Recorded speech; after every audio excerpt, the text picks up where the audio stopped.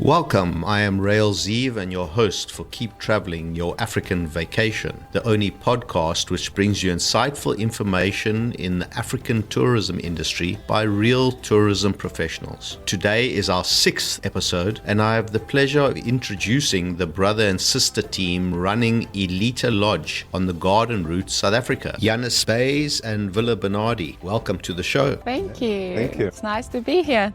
It's very nice to have you. So tell me, what do the two of you do in the respect to Ilita Lodge? Janus, you're up first. I've been involved with Ilita Lodge, so we're call it a country house, call it a lodge, situated here in the Garden Route of South Africa, halfway between PE and Cape Town. So I've been involved for about 9 years now. Started off doing various different things, now just more oversight. When Willa and her husband, they came on board about, 9 months ago to kind of help out with the team, facilitate a little bit more capacity. Willa is pretty strong in the marketing, networking, relational side of things. Yeah, and we've got a lovely spot here in the small town of Grootbrakrivier. So for people that are coming from overseas, explain to me, where are you situated? So if you fly into Cape Town, we are east of Cape Town, about 4.5 hours drive east towards the Garden Route. A lot of people, internationals, they would fly into Cape Town, do a couple of days there, and then they would kind of travel towards the Garden Route and maybe end up in Port Elizabeth around the Addo Elephant National Park, kind of that side. So we are smack bang halfway in between those 2 points. Fantastic stopover point. Yeah, it's right at the start of the Garden Route. Beautiful oceans, beaches, mountains, rivers, forests, the whole works. So you would be able to get to you either from Cape Town or from George and go the other way, right? Yes, whether you travel west from PE, Port Elizabeth, or east from Cape Town, we are 5 minutes drive off of the N2 National Highway connecting those two. Of course, if you fly into George Airport itself, we're only a 15-20 minute drive from George Airport as well.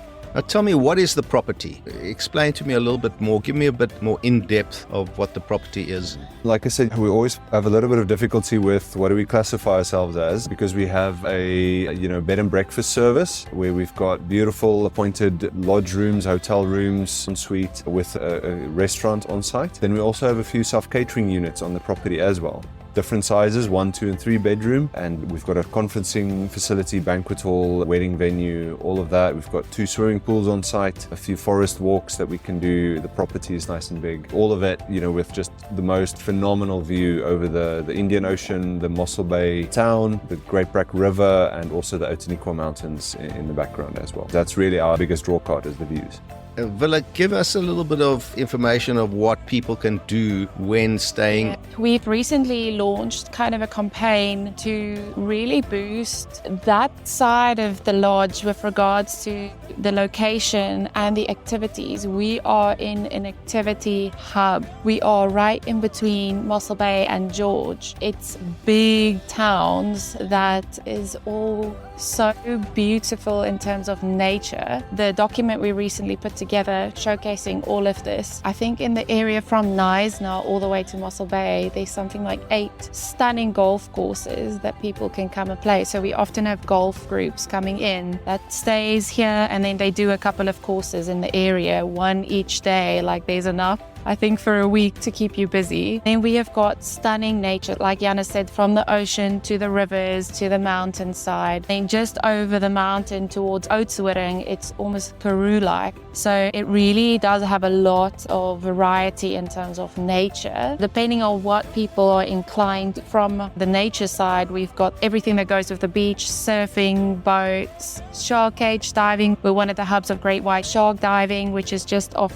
towards Mossel Bay side. Then we've got everything in the mountains, so kloofing, going down, abseiling down in the rivers, walks, and all of the animal side. So we've got a couple of elephant parks that's quite close by. We've got Big 5 game lodges in the area that people can go do game drives. Then we have got the entertainment side, I guess you could call it, from malls that's got cinemas and shopping, and George is big enough I think to host people, it's not a city like Cape Town or Johannesburg, but it's got a mall and it's got a cinema and it's got quite a lot of variety in terms of stores. My husband and I's personal favorite, having moved here only 9 months ago from more up north, where this was very much more fun in between, is this place is a hub for coffee enthusiasts. I won't call us snobs, I'll just call us enthusiasts. And then food. A lot of chain restaurants, which is all doing really well, but then a lot of new, I feel like it's maybe a fresh thing for people to come and start a coffee shop or a restaurant or a bakery, as there's so many little spots that's just gems. Whether you like exercising and grabbing a coffee after, or whether you just are fine dining really in this area, it's got all of it.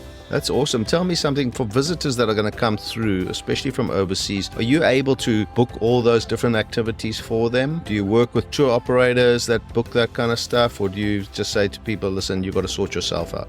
So we always happy to help, happy to point people in the right direction. We've got a few fantastic contacts. Like I mentioned, Willa is fantastic with networking. So we do have a few places that we work with that we can probably get you slightly better rates. We also do have a dedicated team, that's more than capable of assisting with planning your whole itinerary. It's worth noting these things are so easy to use. It's so close by to us that you almost don't even, need our help, but we're always happy to help if required.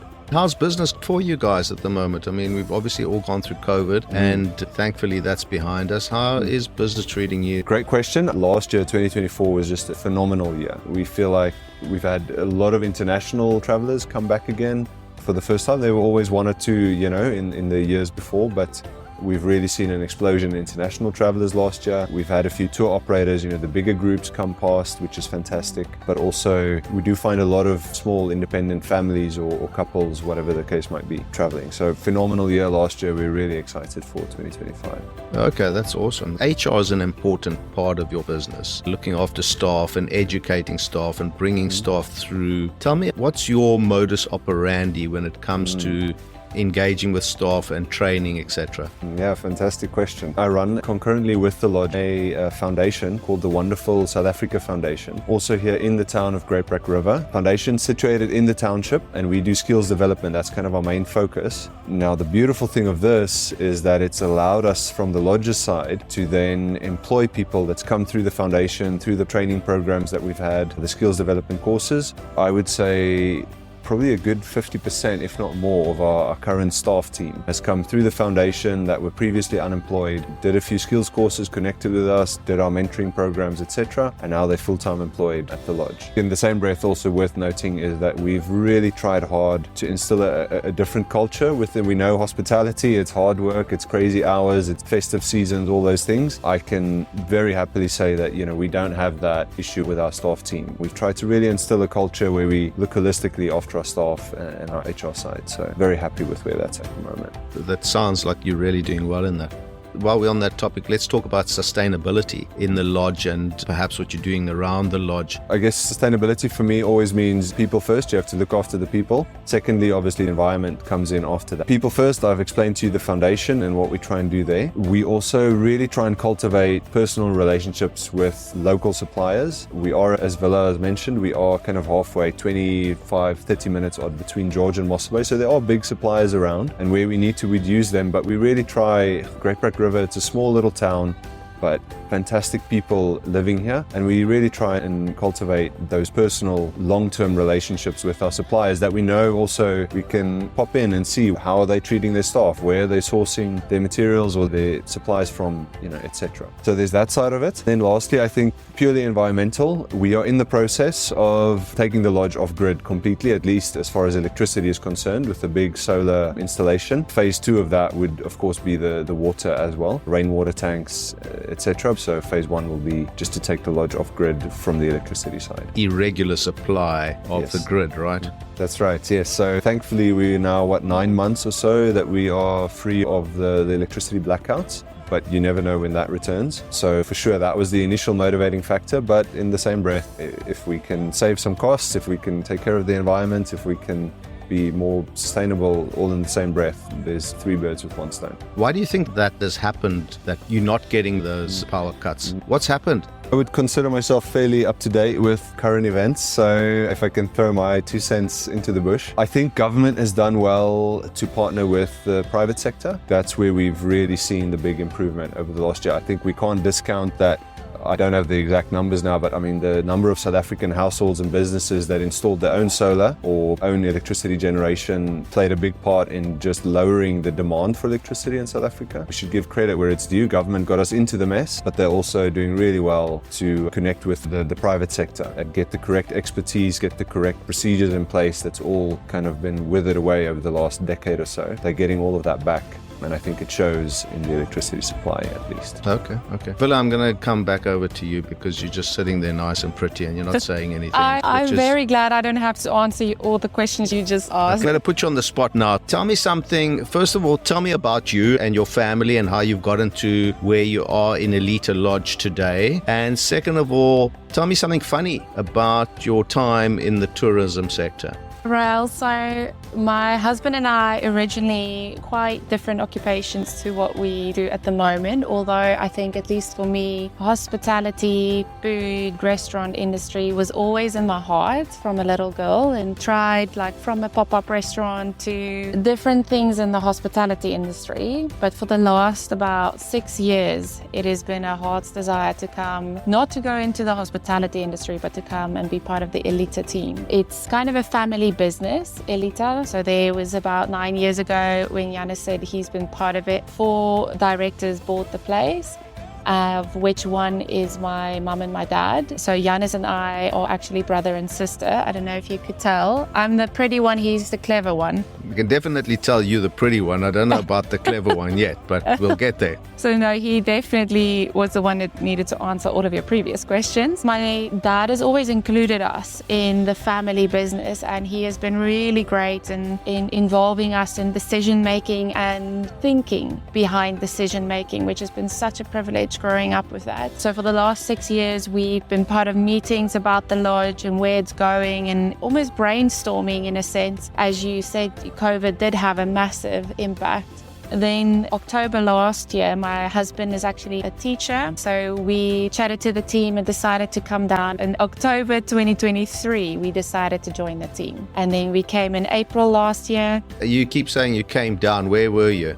In Limpopo, up north of South Africa. Right, yeah. Very small town. My husband is doing all of the maintenance, upkeep, upgrading, and also kind of more to the designing side of things. He's got one staff member. I don't know how long has Dimitri been part of the team. So the two of them does it all, and it's a big property. So they have great times of laughing and lifting and crying and rebuilding, which has been fun to watch. Myself, I am very passionate about the marketing, networking side. In a big sense, we are all in it together. We are all trying to ride a wave and catch a wave when there is no wave and wait for it. And so for me, it's a big passion to connect with the local, not the local businesses, the local people, because it's the people that run the businesses. And so it's been a privilege to really get to know a lot of the people behind, especially the hospitality industry, from Mossel Bay all the way to George. It's been a really big privilege getting to know some of the people and their stories. I also help a little bit with our coffee shop and restaurant that's on site, and then the events that I think we previously haven't necessarily had a massive capacity to run with that due to just the size of the team. It's great to be able to just push that forward a little bit because it is such a stunning venue. I'm not going to let you get out of it that easily because you didn't answer a little bit of my question. So I know that you've only been at Ilita Lodge for 16, 18 months now. Tell me something funny that's happened to you, something that you can laugh at yourself about perhaps. Janus, this question is going to be coming to you as well, so you better think of something. Willa? I think maybe my personality as well. You're always kind of on the verge of, you want to connect with people's hearts, but then sometimes people don't really want to connect with you. And then in my personality, it's very quick that I then hit almost like an overdrive that I'm like, no, I am determined. I want to connect with you. Sometimes I have found myself in a situation where I realized, I think I just shouldn't have said that. I remember the one time there were people that came into the restaurant area, and we've got a beautiful sky deck up at the top, but we don't allow smoking there. They were asking where they can go and smoke. I showed them the smoking area. That's a staircase down and a little bit off under a beautiful tree, also a beautiful view, but it's a little bit of a walk. And the guy just said, yo, that's far, we should drive there or something like that. And in my, what shall I call it? In my bloops, I just said to him, you know, it kind of cancels out the bit of the healthy walking, cancels out with your unhealthy habit of smoking. As I said that, I was like, that should not have come out of my mouth. That is not very welcoming or pleasant. Anyway, the guy kind of just looked at me. The wife gave me a giggle, but the guy didn't think I was funny. And I found myself often in one or two things that had come out of my mouth that I kind of wanted to grab and pull back. But as you do, I guess that's all part of people. I think everybody says something that they wish they could put back in their mouth from one time to another. But generally, I think if you tell the truth, you're not going to get into too much trouble. And the fact that the wife gave you a giggle, let's hope that they come back again. Let's hope they do. Okay. Hannes, I'm going to put you on the spot. You seem to have been in the business a little bit longer than your sister. Is there any funny particular story that you'd like to share? I've got a few. For about, I would say 4 years, once I joined the team, I lived on the property. First as a bachelor, and then I got married, and my wife and I, we stayed on the property. So we were on the emergency duty as well. And there's a few good stories. I think one that stands out is our lodge rooms. They've got beautiful balconies overlooking the ocean, but our top floor rooms, they don't have roofs over the balconies. They're just open roofs, so you kind of walk out onto the balcony and you've got the beautiful views. It was raining the one evening and I got a call on the emergency number. A very upset guest saying to me, listen, there's all this noise in his room. Is there something that I can do to help? I said to him, okay, I'll a few minutes walk away. I'll walk through the rain. I'll come and check out what's going on. Walk into his room, both windows open, balcony door open, and it's pouring with rain. So I walk into the room and obviously you can hear the sound of the rain, and he said to me, yeah, it's the rain is really disturbing. I'm very sorry, I'm not sure what exactly your expectation is. Can you close the doors and the windows? Can put your aircon on? And he said, no, he really likes the fresh air, but the noise of the rain is very disturbing at the moment. So I offered to move him to one of our lower floor rooms where he's at least got a roof over the balcony, which he didn't end up taking. But yeah, that was probably one of the most interesting experiences that I've had, walking into a room, windows and doors wide open, but complaining about the noise of the rain.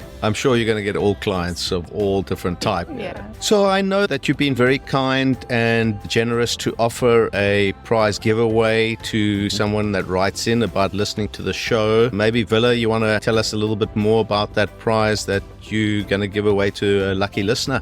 Yes, it's a 2-night giveaway. We could make it self-catering or lodge room depending on what the guest needs. I think we can be open to either of those options. We'd be very happy to give them their breakfast still, whether they choose a self-catering unit or a lodge room, for 2 nights for 2 people. Also willing to make it a 2-bedroom self-catering unit as well. Depending on their need, whether they're local or international, very happy, as Jana said earlier, to recommend a couple of the things in the area. So that would be great to have them here.